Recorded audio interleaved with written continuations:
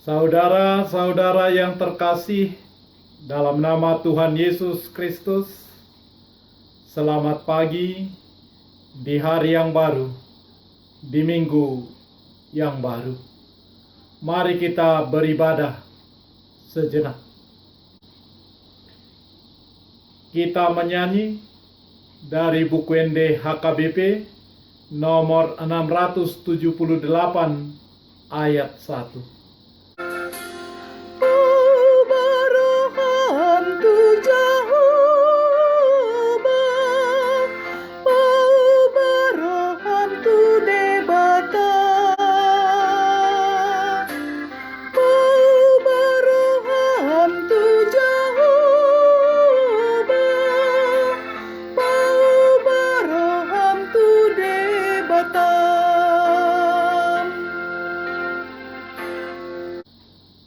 Kasih karunia dan damai sejahtera dari Allah Bapa dan dari Kristus Yesus Tuhan menyertai saudara-saudara.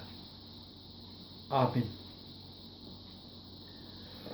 Saudara-saudara yang terkasih, renungan harian Senin 23 November 2020 dari Kitab Wahyu pasal 3 ayat 3 mengatakan, "Karena itu ingatlah bagaimana engkau telah menerima dan mendengarnya. Turutilah itu dan bertobatlah. Karena jika engkau tidak berjaga-jaga, Aku akan datang seperti pencuri, dan engkau tidak tahu pada waktu manakah aku tiba-tiba datang kepadamu."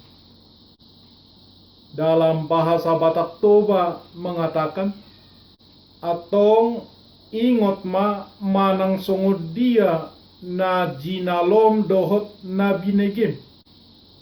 Ima radoti jala pauba roham. Di baheni molo sotar sunggul ho Roma au songon panakko naso jadi boto ommu sadiharina au Roma nopoto." Demikian firman Tuhan. Saudara-saudara, saya sering duduk di loteng menghadap ke lingkungan rumah kami. Dari loteng tersebut, saya selalu melihat beberapa ekor burung hinggap di salah satu pokok bunga bonsai Kamboja yang selalu berbunga lebat. Burung-burung itu lebih dahulu mewaspadai adanya ancaman bahaya dengan sungguh-sungguh mendengarkan apa yang terjadi di sekitarnya. Setelah merasa yakin tidak ada bahaya yang mengancam, burung-burung itu pun hinggap untuk makan. Meskipun demikian, burung-burung itu berhenti makan setiap beberapa detik untuk memperhatikan lingkungan sekitarnya.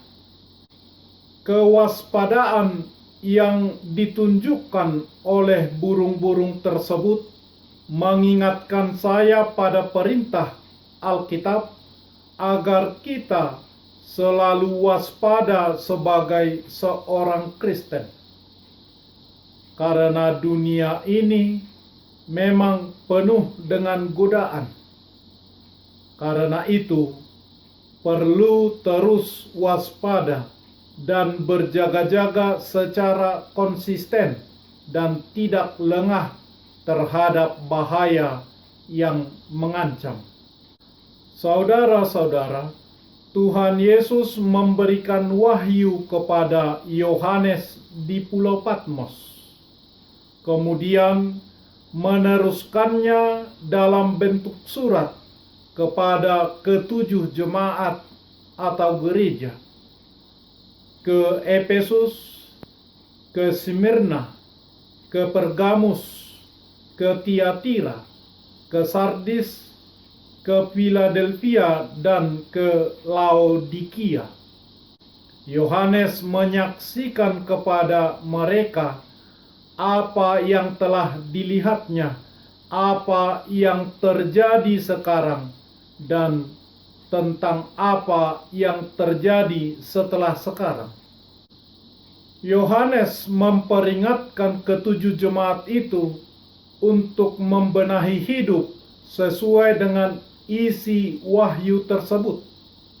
Ia memberi nasihat yang perlu dilakukan dalam waktu dekat, lengkap dengan petunjuk-petunjuk khusus, agar mereka berpaling dari segala dosa. Juga memperingatkan akibatnya bila mereka tidak mau bertobat. Selanjutnya, Yohanes menasihati mereka agar tabah mengatasi penderitaan yang tengah terjadi, karena masa yang lebih buruk akan menimpa dunia dan manusia. Maka gereja harus siap untuk menghadapinya. Itulah peringatan yang akan terjadi pada waktu kemudian. Pada zaman Alkitab Perjanjian Baru, Sardis adalah kota yang kaya, merupakan ibu kota dari Lydia yang letaknya kira-kira 30 mil dari Tiatira. Kota tersebut selain terkenal dengan pabrik wol, juga terkenal dengan penyembahan berhala-berhalanya. Mereka lebih mengutamakan menyembah berhala daripada menyembah kaisar. Awalnya, jemaat Sardis disebut memiliki reputasi yang baik karena memiliki iman yang hidup, tetapi sebenarnya iman mereka adalah mati. Yesus mengatakan, "Aku tahu segala pekerjaanmu, engkau dikatakan hidup, padahal engkau mati. Bangunlah dan kuatkanlah apa yang masih tinggal yang sudah hampir mati. Sebab tidak satu pun dari pekerjaanmu aku dapati sempurna di hadapan Allahku. Karena itu ingatlah bagaimana engkau telah menerima dan mendengarnya. Turutilah itu dan bertobatlah. Karena jika engkau tidak berjaga-jaga, aku akan datang seperti pencuri, dan engkau tidak tahu pada waktu manakah aku tiba-tiba datang kepadamu. Tiap orang percaya dipanggil untuk berjaga-jaga. Saudara-saudara, hidup mapan dan keadaan tanpa gangguan yang berarti sering menggoda kita untuk kurang waspada dan berjaga-jaga. Kemajuan teknologi seakan membuat segala sesuatu serba mudah dan murah diraih. Banyak orang terpikat dengan tawaran dan jawaban teknologi yang semakin hari semakin canggih dan menggoda manusia untuk tidak mendengar pintu hati yang diketuk Tuhan. Jika itu terus terjadi, bukan tidak mungkin teguran dan hajaran Tuhan akan datang kembali. Adakah coronavirus 19 di mana Tuhan sedang mengingatkan kita untuk berjaga dan waspada? Sadarlah dan berjaga-jagalah.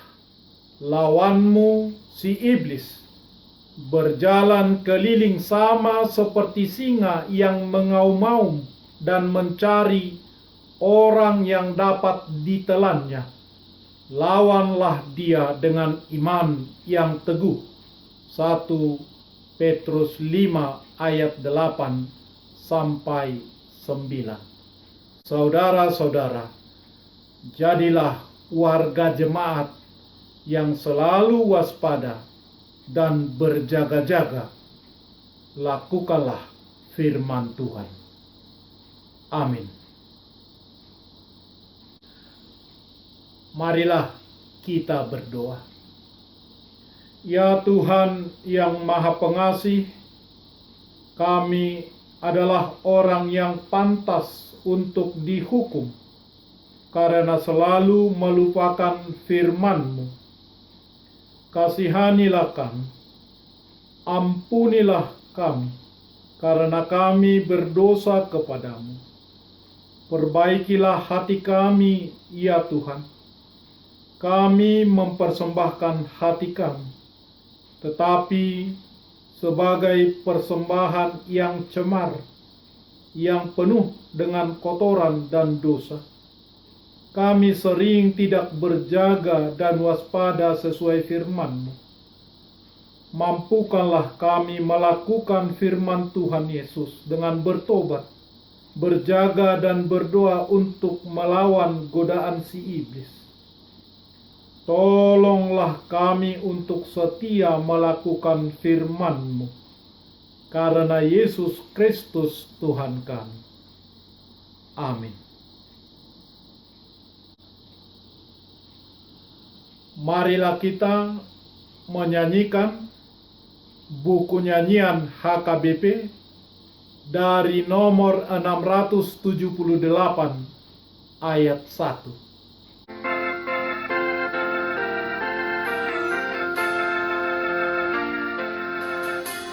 Bertobatlah kau pada Tuhan, berbaliklah pada Allah-Mu.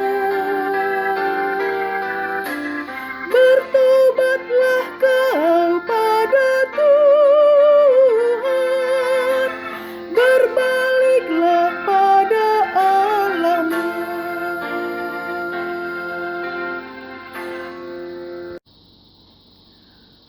Marilah kita bersama-sama berdoa dengan doa Bapa kami.